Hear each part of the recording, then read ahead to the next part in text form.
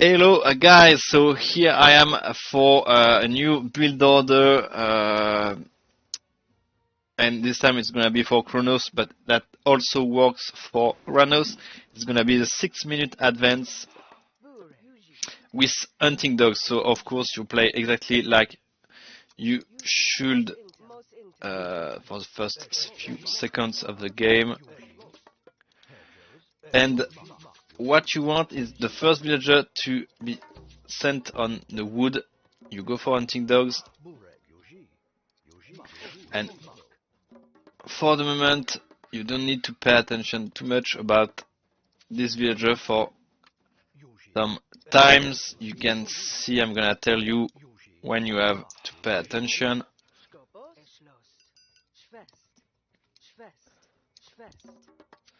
And then your 5 next villagers, so it's gonna be 6 in total, will be sent on the food. So here, since you will be aggressive, because it's gonna be like 410 advance, something like that, you want aggressive scouting. So what I advise is like with Loki rush, with Loki Emdal rush, you just basically scout some hunt and some gold mine around your base. There is some here, probably here. I'm gonna send my pigs in the back here, maybe here actually. But yeah, I have plenty of hunt also in front, so it's all good. I can send my oracles around the base, and you can see you have 3 villagers and you gotta stop at 230 wood exactly right now, and you send this villager on the gold. Why? Because you exactly want the perfect amount of wood to just make the manor, which is gonna be built right now here with the food, and the manor and the temple. Because you can see there will be 1 more villager, and here we have exactly the wood we need for the temple, which is 100. I'm gonna let my oracle around here because I'm gonna need them for to valor them. So yeah, let's go. This villager will make the temple as soon as we get the gold.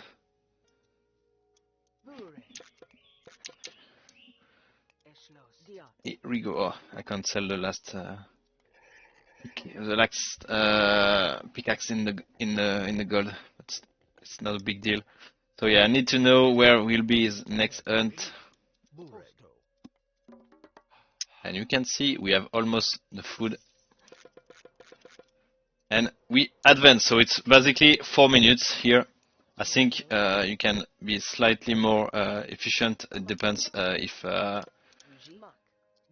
if your wood is like literally close to the gold mine, and if the gold mine is closer to your TC, it's slightly, and also about the hunt, a small detail. So yeah, basically I literally have no idea where it's gonna hunt. The thing is, I'm playing against a computer, so it's whatever. We can try.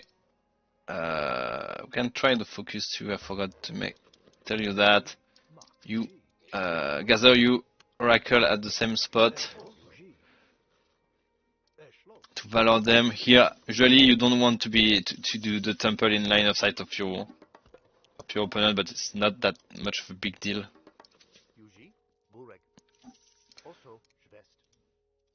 You do the focus here. They are pretty slow. You send that here. You make the valor, and usually you get early pressure quite easily on your opponent hunt. So that's why you need quite a good scouting, and earlier focus for your oracle could be great because it boosts their speed, but also their line of sight, their passive pretty much. And usually you can go for 1 counter barrack and 1 barrack. The thing is, I advise you to get slightly slower on the barrack, because you're gonna need the food to produce at least some villager. because you have only 2 villager on food and 2 villager on. I mean, you have 2 villager on every resource, which means you're gonna slightly struggle to produce correctly with a villager if you're producing already mermeos. So here I'm just going here. I should have added more Prometheans, I forgot to tell you that. Yeah, I'm gonna make some mermeo here. The time I can shift. Yeah, I'm making. No, I should make Turma. At some point, you can make probably a cure by star, since cure by star are slightly cheaper with Kronos and they are slightly faster also. But yeah, you can see here on a normal game. I mean, it's not really relevant on a normal game, but it's a computer. But yeah, you clean the towers usually. You contest the resource first. The resource is the main thing you want to contest, and then you just pressure on the building you can get, and then it's all quite easy actually to just pull that off. I mean, it's strong if you contest, of course, the resource like the hunt. The thing is, if I go like that on this side, you have to pay attention because it might your opponent might go there for the gold and the hunt, and that's a kind of map which can be quite tricky. It really depends on the spawn on the map. I forgot all my manor. That's insanely good. But yeah, usually you just wander around his base and you do kinda like Emdal. You want to get the information for where are his villager. So usually the wood should be there. If he's not mining gold here, it probably means that he's here, but it's a computer, so it doesn't really apply here.